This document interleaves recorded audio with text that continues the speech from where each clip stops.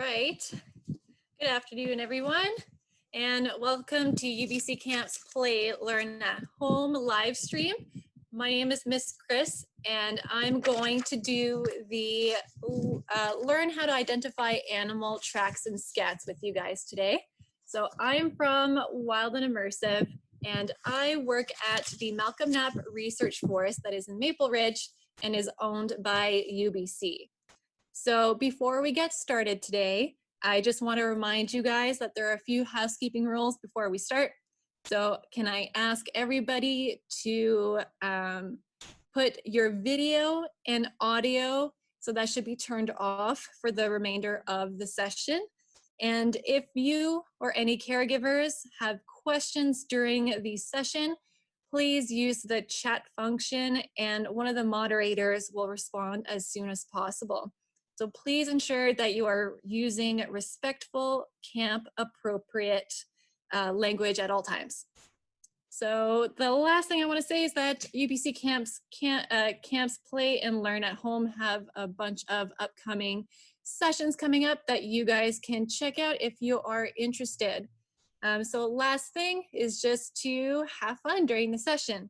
So for this activity, you should have a pen and paper with you.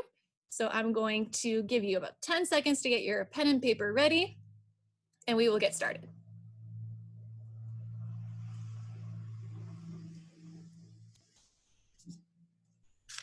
So if you have your pen and paper ready, we are going to start.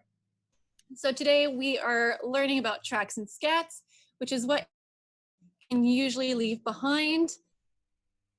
So there are many other things that animals can leave in the forest that we can study apart from tracks and scats. So some of those things could be fur. Animals can leave some bones behind. They can leave their antlers sometimes. They could leave some feathers on the ground. They could leave some pellets. So owl pellets, some of them will be on the ground. You could also be looking at claw marks, woodpecker and sapsucker holes on the trees. You could also be looking at the different types of habitats that the animals do. So some of them will burrow under a tree, some of them will make nests, and sometimes they will make little wildlife trails so that they can travel from one habitat to the other. So those are the different kinds of things that we can study out in the forest that animals usually leave behind. But today we are going to focus on tracks and scats, which are usually the easiest ones to do. So I'm going to show you the animals that we are going to talk about today, and I will be sharing my screen with you.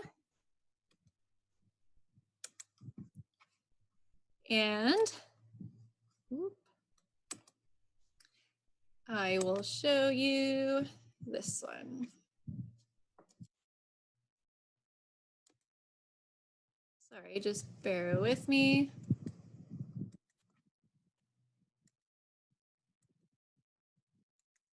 All right, so here is who we're talking about today. So we are talking about 6 animals today, and all of these like to live in our Malcolm Knapp Research Forest. So today we have 1 herbivore, which is the deer. We have 1 omnivore, which is the black bear. And we have 4 carnivores, which is the cougar, the bobcat, the wolf, and the coyote. So if you guys don't know, a herbivore is an animal that only eats plants. A carnivore, on the other hand, is an animal that only eats meat. And an omnivore, you can probably guess, it eats both meat and plants. So we're going to start with the deer. So the deer, I'm going to say a few fun facts about them before we start. The deer, so in BC, there are 3 types of deer. So the one that's pictured on your screen, that one is called a mule deer, but there's also the white-tailed deer, and we also have the black-tailed deer. The next animal we're going to talk about today is the black bear, our omnivore friend. And in BC, there are 2 species of bear. So we have the black bear, which is on your screen, but we also have grizzly bears, or they're also called brown bears. And there's also another very special kind of bear that we have in BC, which is called the spirit bear. and that one is a subspecies of the black bear. And the next animal that we're going to talk about is the cougar. And the cougar is one of 3 wildcat species that we have in BC. And the other species is the next animal we're going to talk about, and that one is the bobcat. And the next animal on our list is the wolf. And in BC, we have only one kind of wolf, and that is called the gray wolf. But there's also some subspecies of the gray wolf, which is one that we have here is called the British Columbia wolf that looks slightly different, but it is still part of the gray wolf family. So the wolves in this instance is called, you could put it under the canine family. So canine meaning dog. So the wolf is from the dog family. And the same thing with the next animal that we're going to talk about, which is the coyote. And that one is also from the canine family, which is the dog family.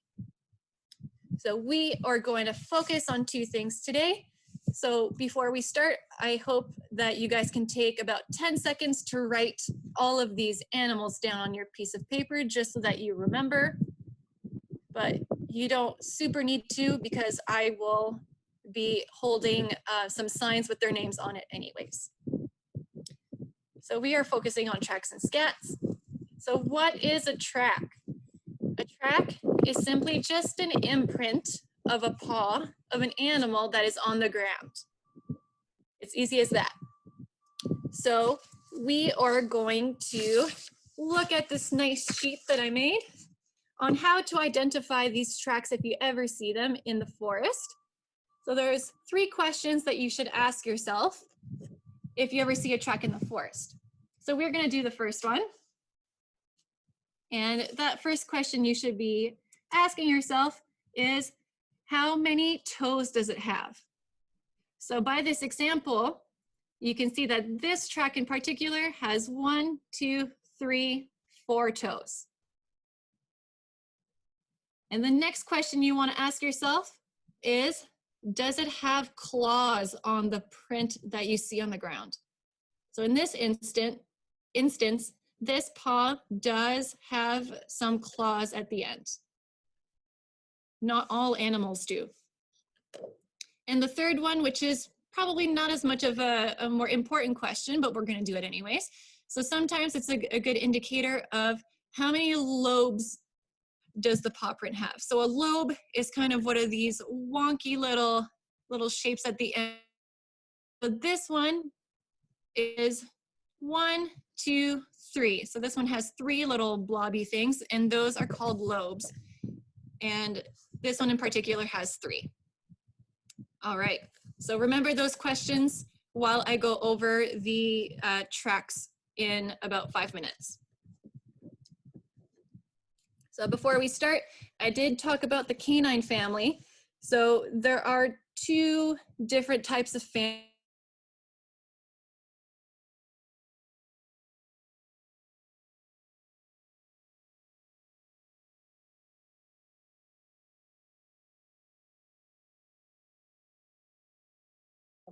And we also have the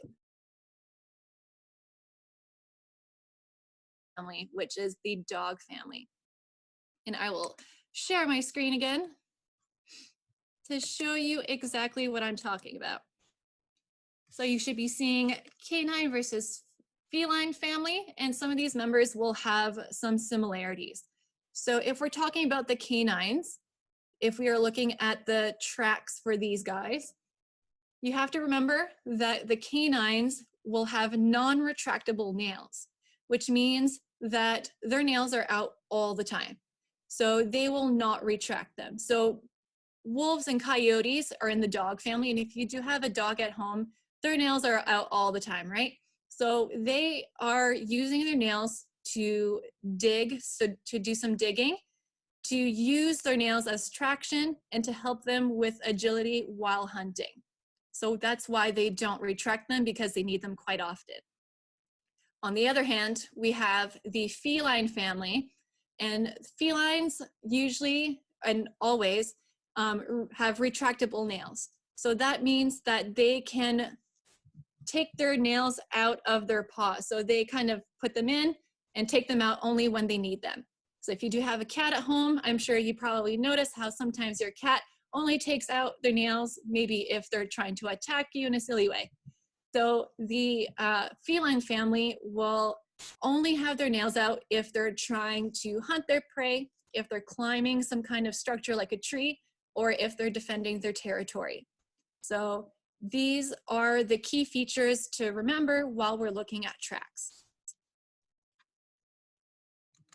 So if you guys are ready, if you have your pen and paper, we are going to go over track number 1. So if you want to put on your paper a track number 1 or number 1, I'm going to, and then you think it belongs to right next to it. And I will give you the options of which animal it is. So first I'm going to show you the track, and then I'm going to show you 3 options of which animal it might be.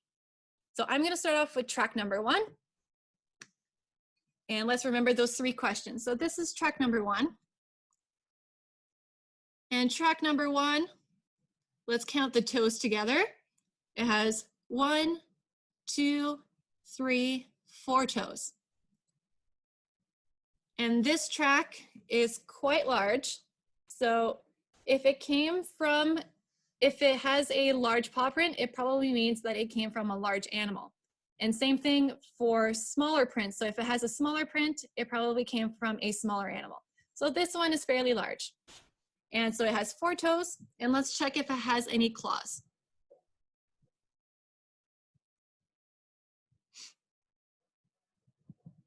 So this specimen does not have claws. So it has 4 toes, no claws, and is pretty large. So I'm going to give you 3 options, and you're going to have to try and figure out which animal it is. So either that track was a wolf, a cougar, or a deer. I'm going to give you 15 seconds to figure out which animal it was.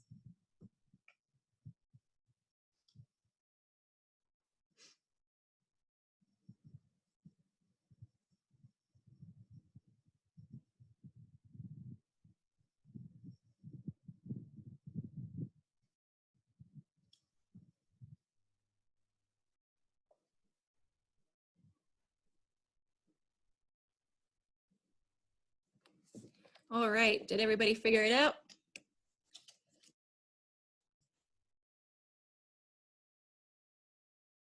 If on your page you want to write track number 2 or a number 2,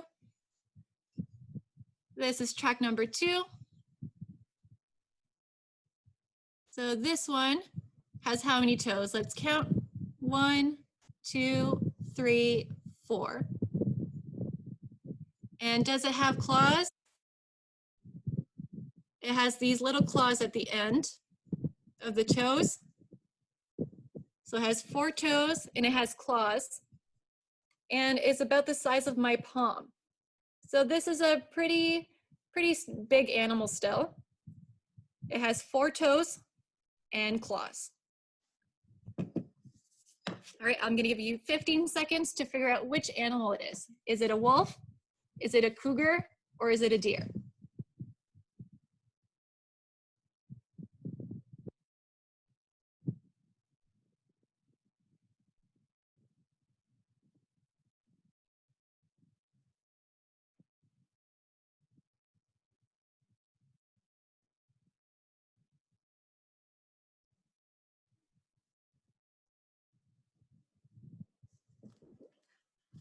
All right, we're gonna go to our next track. And track number 3, if you wanna write number 3 on your page, it is this track right here. It does not look like the others. So this track has 2 toes and no claws.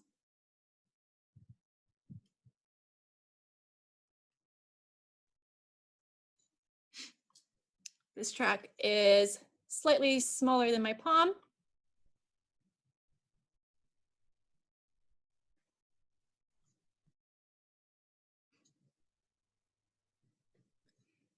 And so is that track belonging to a wolf, a cougar, or a deer? I will give you guys 15 seconds.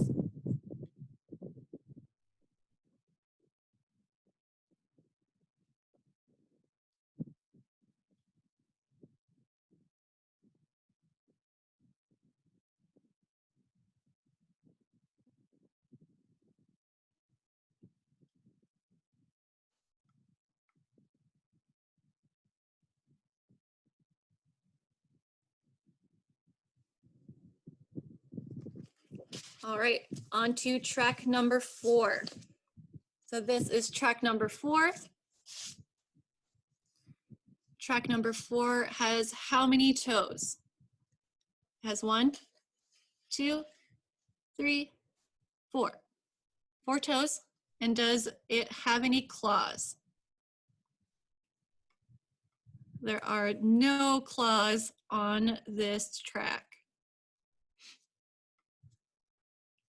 And this one is, again, slightly smaller than my palm, which means it's from a smaller animal. It has 4 toes and no claws.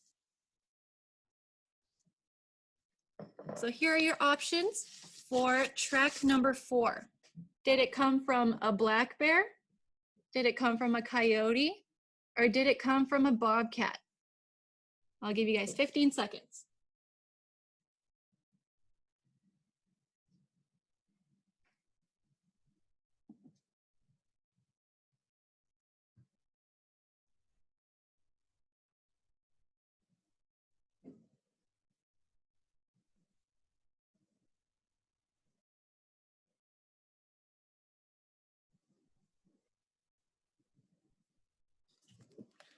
All right, on to track number 5. Here's track number 5. Now this one is quite large, about the size of my whole hand. And how many toes does it have? It has 1, 2, 3, 4, 5 toes. And does it have any claws? It does. So it has claws at the end of the toes. So this track is fairly large. It has 5 toes, and it does have claws. So which animal did it belong to? Is it a black bear? Is it a coyote? Or is it a bobcat?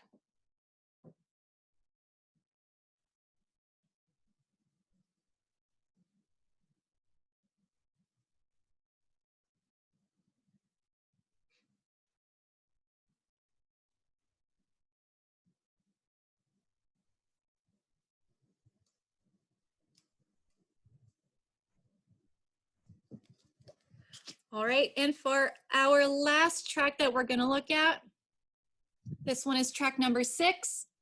You wanna write a number 6 on your page. So this one is track number 6. So let's count the amount of toes that it has. It has 1, 2, 3, 4. 4 toes. And does it have any claws? It does. So if you see the claws right over here, right there, right there, and let's see how large it is. So this one is smaller than my palm, which is a smaller animal. Toe has claws. So which animal did it come from? Is it a black bear, a coyote, or a bobcat?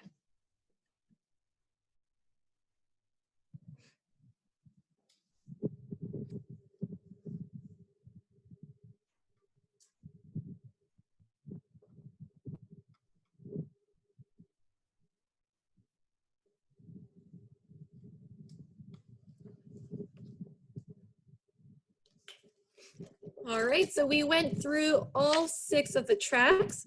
So let's quickly go over the answers, and I will share my screen once again. So for the answers, for track number 1 was a cougar paw.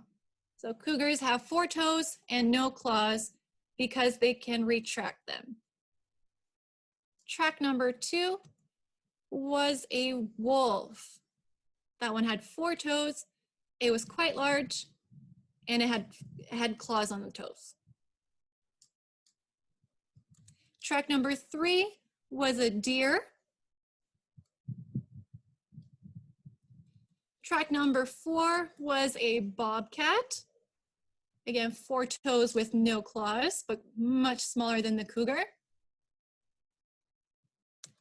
Track number 5 was the black bear with 5 toes and claws. And track number 6 was our coyote. Coyotes are much smaller than the wolf, so it will have a smaller paw than the wolf, but it will look quite similar. So 4 toes and claws. So now that we did go over and do the scats. So just like the tracks, there's different ways of trying to figure out which animal it came from. So I'm going to show you this nifty little page to try and have a few tips to remember if you're ever trying to look for a scat out in the forest. So things to remember is that carnivores will usually have hair and bones and animal fibers in their poop. So a scat is essentially a fancy word for saying animal poop. So we're going to be looking at that today. So carnivores, they eat meat, which means that they will have things like hair, bone, and animal fibers. And herbivores, on the other hand, will have vegetation, berries, and seeds because they only eat plants. And omnivores, like our black bear, will have both vegetation and animal fibers depending on what season it is. So if it's summer and all of the berries are out, our bear will be eating more plants than anything else. But if it's fall time and he's trying to eat everything he can for hibernation, then he might start eating a lot more meat. So these are things that you have to be aware of when you're looking at an animal scat. Another thing is that just like our tracks, if the scat is on the smaller side, that probably means that it came from a smaller animal. So if you see a large scat out there, that means it probably came from a large animal. So big carnivores and omnivores will have larger poops than the carnivores and smaller omnivores. And herbivores usually have what we call pellet scats. And they kind of just look like small little raisins, but they're not good to eat. So we are going to go through just like we did with the scats, we're going to go through some scats, and you will have to try and figure out which animal it came from. But before we start that, there are 6 different types of scat shapes, the most popular ones anyways. So if you are out in the forest, there are these 6 different types of scats that you might see. And I'm going to go over them. So we have what we call segmented scats that bobcats and cougars have. There's ropey scats, which foxes usually have. There are tapered scats, which means that they have a little pointy end, and those usually belong to wolves and coyotes. We have pellet scats, which are just small little pellets, and those usually belong to things like deer and rabbit and elk and all of those fun animals. Then we have tubular scats, which have a lot of them. So we have wolves that can have those, coyotes, bears, bobcats, and cougars. And then the last one is called a globular scat, and that's just a big old glob. So that one is usually associated with a bear.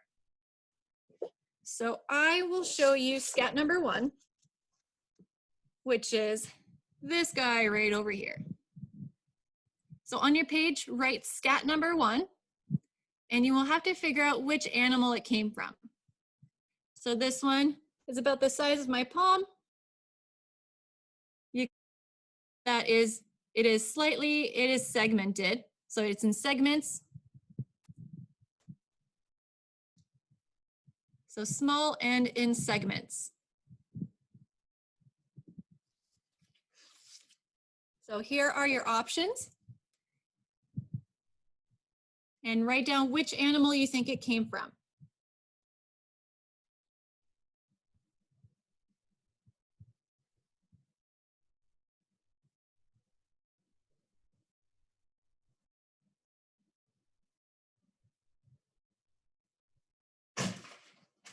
Sorry, I didn't mean for that.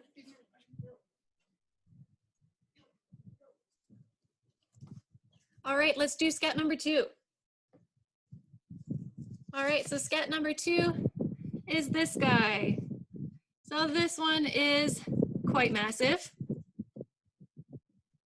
And this one could be tubular and maybe globular at the same time. So a large scat, who could have made this? And I will give you the options. So which animal made that scat?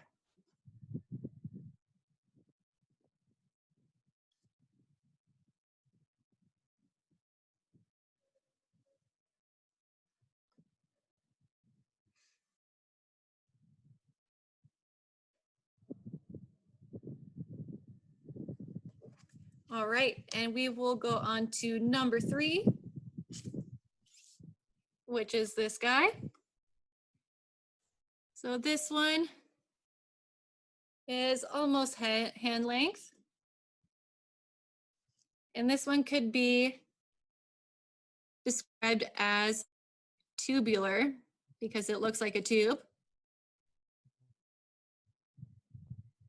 So which animal did this?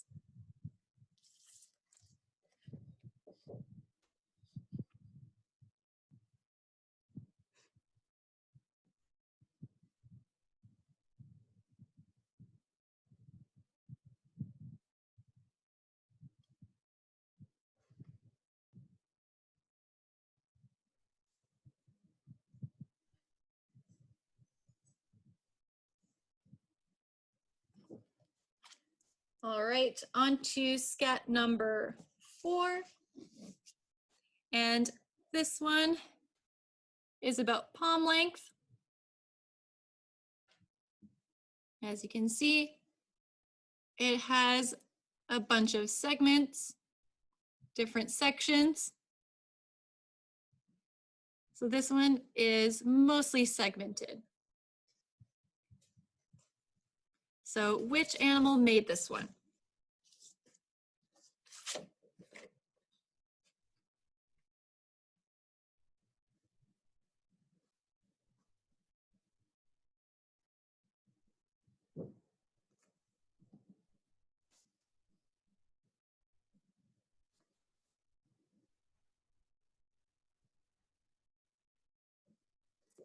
All right, we have 2 more scats to go. This one's number 5. So this scat looks much different than the others. Smaller than my palm and described as something you might call pellets.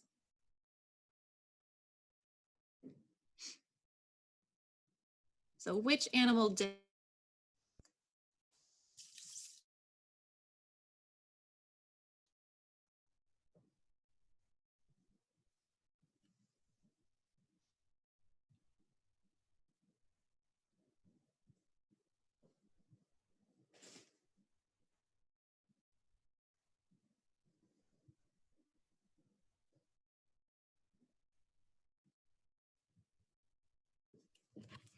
And our last scat we're gonna look at is this guy right over here.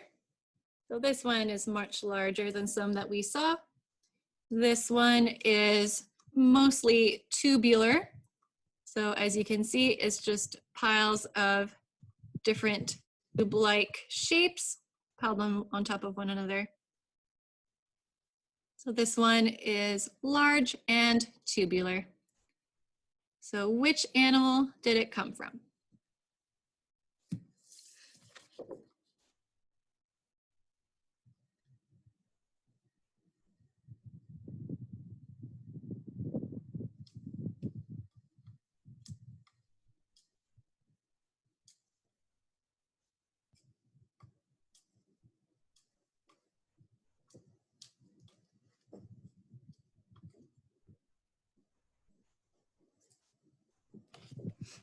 All right, so we went through all 6 scats and all 6 tracks. So just like I did with the tracks, I will show you the answers for the scats. So scat number 1 was our segmented scat, which was a little smaller. So that means that that one belonged to the bobcat. And scat number 2 was large and kind of a big blob. So that one belonged to the black bear. Scat number 3 was smaller and tubular, and that one belonged to the coyote. And scat number 4 was segmented and slightly larger than the bobcat, and that one belonged to the cougar. Scat number 5 was pellets, which is from the only herbivore animal that we have in our list, which is the deer. And scat number 5 was a larger scat than the coyote, yet it was still tubular. So those are our tracks and scats. I hope you guys learned a few things while you were doing the activity with me. But before we go, I just want to remind you guys that UBC Camps has another session tomorrow. So that is Wednesday, April 15th for children from 6 to 8 years old. And that one is called Mindset Masters. And that one is I Can Do It.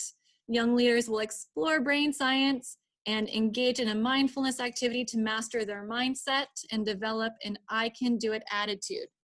So I just wanted to remind you guys that this session was also recorded and we will be posted on UBC Camps YouTube channel. And you can share your experience online by tagging UBC Camps on Instagram and UBC Camps on Facebook. And you can use the hashtag UBC Play Learn. And if you do want to stay connected with Wild and Immersive, you can give us a follow at Wild and Immersive on Facebook and Instagram. So I hope you guys learned a few things, and I hope you guys have a good evening.